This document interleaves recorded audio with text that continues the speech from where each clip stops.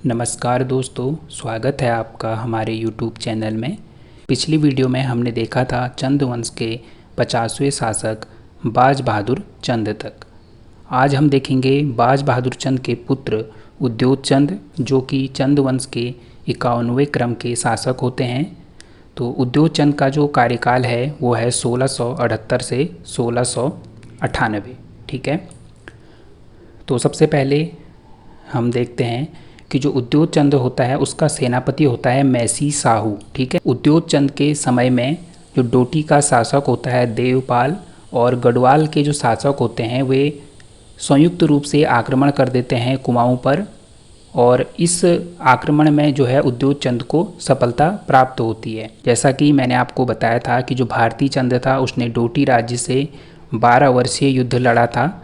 तो भारती चंद के बाद उद्योत चंद ही वह शासक था जिसने नेपाल पर आक्रमण किया तथा वहाँ की जो ग्रीष्मकालीन राजधानी थी अजमेरगढ़ पर अधिकार किया। ठीक है, उद्योत चंद ने त्रिपुरा सुंदरी, पार्वतीश्वर, उद्योत चंद्रेश्वर नामक मंदिर बनाए तथा अंत समय में शांति की खोज में लगे, और इनके द्वारा अनेक जो है बाग बगीचे, आम्र वाटिकाएँ आदि लगवाई गई। इनके समय में 2 अभियान महत्वपूर्ण हैं, 1678 में बधानगढ़ विजय और 1688 में खैरागढ़ विजय।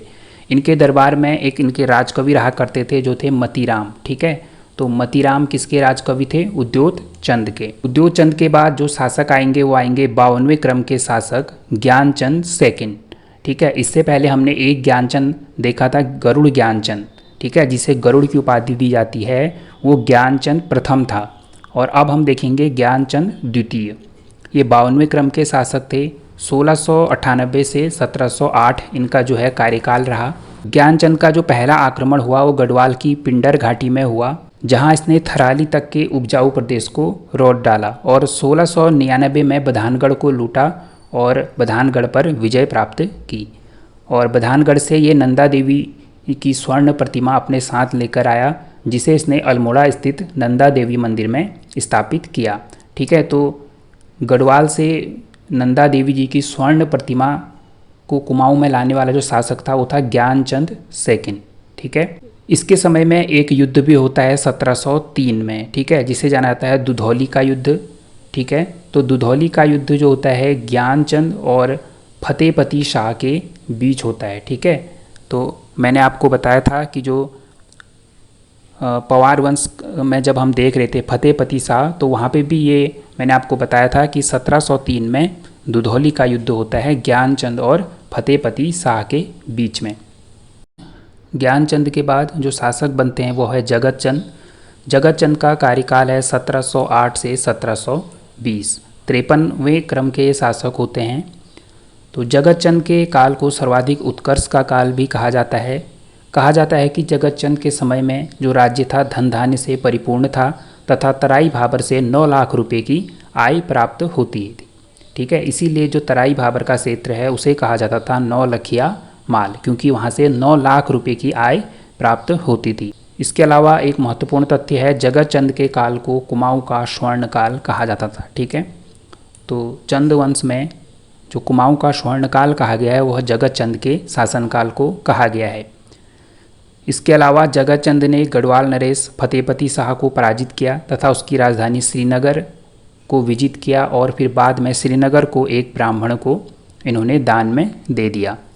इसके अलावा जगत चंद ने अपने पूर्वजों की भांति ही मुगल सम्राट बहादुर शाह को अनेक चीज़ें भेंट की। ठीक है, जगत चंद ने जुआरियों पर भी कर लगाया, तो इस प्रकार जुआरियों पर कर लगाने वाला यह पहला चंद शासक बना। फतेहपति शाह ने कुछ समय पश्चात, अभी मैंने जैसे आपको बताया था कि इसने फतेहपति शाह को हराया था, लेकिन फतेहपति शाह ने कुछ समय पश्चात पुनः श्रीनगर विजित कर कत्यूर घाटी पर हमला कर दिया और गरुड़ व बैजनाथ घाटी को रोधने के बाद और उन्होंने जो गढ़सार ग्राम है उसे बद्रीनाथ मंदिर को भेंट कर दिया। इसकी आय से बद्रीनाथ का सत्र चलने लगा। इसके अलावा जगत चंद अत्यंत दानी प्रवृत्ति के शासक थे, और कहा जाता है कि जगत चंद ने 1000 गायें जो हैं दान में दी थी। इनके शासनकाल में 2 ग्रंथों की रचना हुई। पहला ग्रंथ है टीका जगत चंद्रिका और दूसरा है टीका दुर्गा। ठीक है। तो टीका जगत चंद्रिका और टीका दुर्गा, इन 2 ग्रंथों की जो रचना हुई वो जगत चंद के समय में हुई। जगत चंद के संबंध में एक महत्वपूर्ण तथ्य है कि जगत चंद चंद वंश का एकमात्र शासक है जिसके ताम्रपत्र में उसके पिता का नाम भी उल्लेखित है। तो आपसे ये पॉइंट कभी प्रश्न के रूप में पूछा जा सकता है कि चंद वंश का वह शासक जिसके ताम्रपत्र में उसके पिता का नाम भी उल्लेखित है, तो आपका उत्तर होगा जगत चंद। ठीक है। तो जगत चंद के बाद जो शासक बनते हैं वो बनते हैं देवी चंद। ठीक है। और देवी चंद के समय से ही चंद वंश का अवनति काल प्रारंभ हो जाता है। इससे पहले हमने देखा था कि जो जगत चंद है उनके शासनकाल को स्वर्ण युग की संज्ञा दी गई, लेकिन उनके बाद जो शासक बनते हैं देवी चंद, इनके समय से धीरे धीरे अब चंद राजवंश जो है पतन की ओर बढ़ता है और 1720 में आप देवी चंद शासक बनते हैं और 1790 में जो होता है चंद राजवंश समाप्त हो जाता है। तो अब हम देखेंगे देवी चंद, जिनका कार्यकाल है 1720 से 1726, मात्र 6 वर्ष ये शासन करते हैं। देवी चंद को कुमाऊं का मोहम्मद बिन तुगलक भी कहा जाता है। ठीक है। तो जो देवी चंद हैं ये कुमाऊं का विक्रमादित्य बनना चाहते थे और विक्रमादित्य बनने के लालच में इन्होंने अपना जो राजकोष है वो खाली कर दिया। ठीक है। तो इस कारण से इनको चंद वंश का मोहम्मद बिन तुगलक कहा जाता है।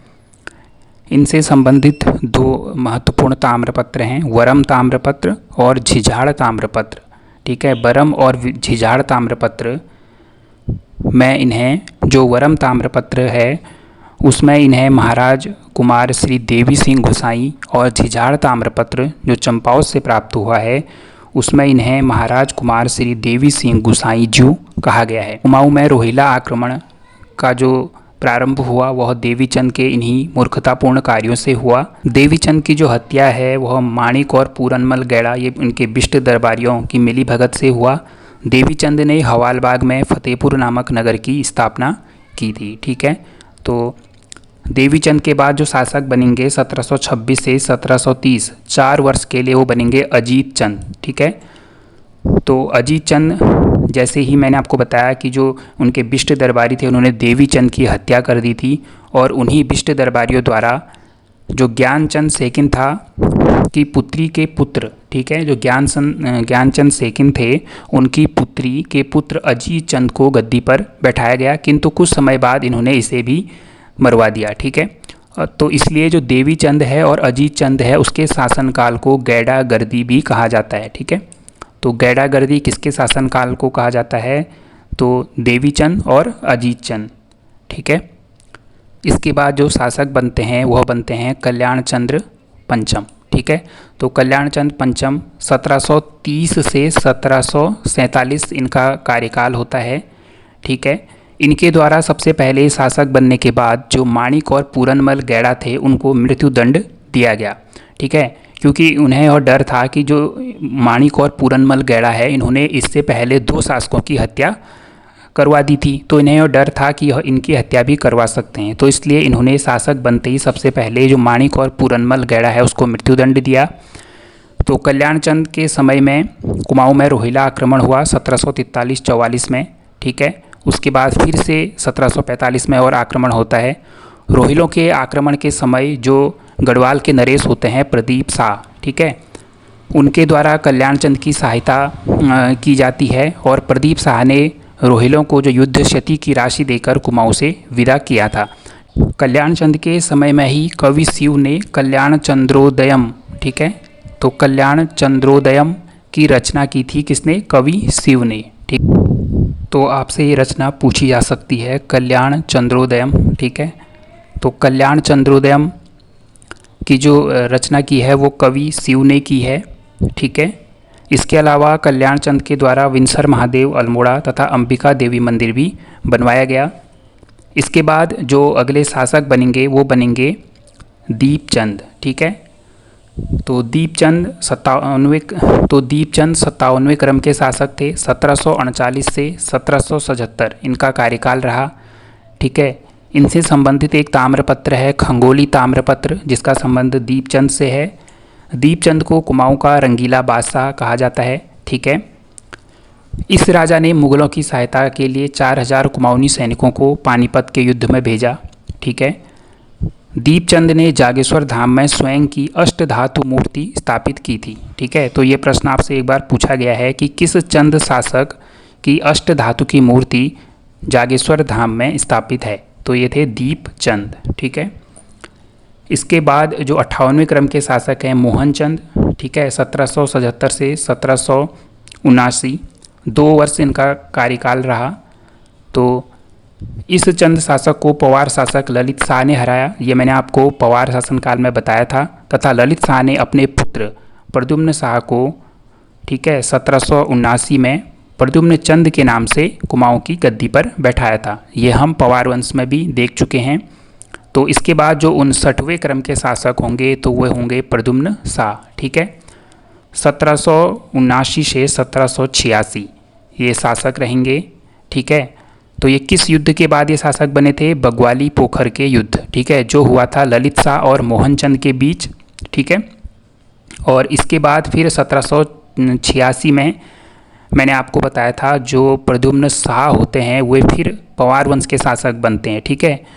तो कब बनते हैं? 1786 में। तो 1786 के बाद कुमाऊं के जो शासक फिर बनते हैं वही मोहनचंद। कौन मोहनचंद? जो पहले 58वें क्रम के शासक थे। ठीक है। यहाँ पे मैंने इसलिए इनको क्रम नहीं दिया है, इसीलिए जो हम यहाँ पे शासक देखेंगे वो केवल 61 शासक होंगे। लेकिन आपको जो पुस्तकें हैं उनमें आपको 62 शासक देखने को मिलेंगे। वो इसलिए क्योंकि जो मोहनचंद है वह 2 बार शासक बने थे। 60वें क्रम के शासक। ठीक है। और वैसे ये 61वें क्रम के थे, लेकिन यहाँ पे मैंने जो है मोहनचंद को केवल एक ही बार शासक लिया है। ठीक है। तो इस क्रम में ये 60वें क्रम के शासक तो ये शिवचंद बनते हैं। और शिवचंद के संबंध में कोई महत्वपूर्ण तथ्य नहीं है, सिर्फ एक तथ्य ये है कि जो शिवचंद हैं उन्हें मिट्टी का महादेव उपनाम से जाना जाता था। ठीक है। हो सकता है कभी आपसे पूछा जाए कि मिट्टी का महादेव उपनाम से किस चंद शासक को जाना जाता था, तो ये शिवचंद। ठीक है। ये ज़्यादा महत्वपूर्ण नहीं है। इसके बाद आते हैं चंद वंश के अंतिम शासक महेंद्र चंद। ठीक है। तो 1788 से 1790 2 वर्ष इनका शासनकाल होता है। और इन्हीं के समय गोरखाओं का आक्रमण होता है कुमाऊं में, और 1790 में गोरखा शासन कुमाऊं में स्थापित हो जाता है। ठीक है। तो महेंद्र चंद के समय में हवालबाग का युद्ध होता है महेंद्र चंद और गोरखाओं के बीच। ठीक है। जिसमें गोरखाओं की तरफ से होते हैं चौतरिया बहादुर शाह काजी, जगदीप पांडे और अमर सिंह थापा, और इधर होते हैं महेंद्र चंद। ठीक है। तो इसमें गोरखा जो होते हैं विजयी होते हैं और गोरखाओं का शासन स्थापित हो जाता है 1790 में। इससे पहले हमने पवार शासनकाल में देखा था कि 1804 में गढ़वाल में गोरखा शासन स्थापित हो जाता है। ठीक है। लेकिन उससे पहले ही 1790 में कुमाऊं में गोरखा शासन स्थापित हो चुका होता है। और उसके बाद 1791 में पहली बार आक्रमण होता है गढ़वाल पर, लेकिन वहाँ पे संधि हो जाती है। वो हमने पवार वंश में देखा था कि लंगूरगढ़ की संधि। ठीक है। और उसके बाद अंत में 1804 में गढ़वाल में भी गोरखा शासन स्थापित हो जाता है। तो अब हमने चंद वंश में जो शासक हैं वे पूरे कर लिए हैं। ठीक है। और इसके साथ ही कुमाऊं में और गढ़वाल में दोनों जगह जो है अब गोरखा शासन स्थापित हो जाता है।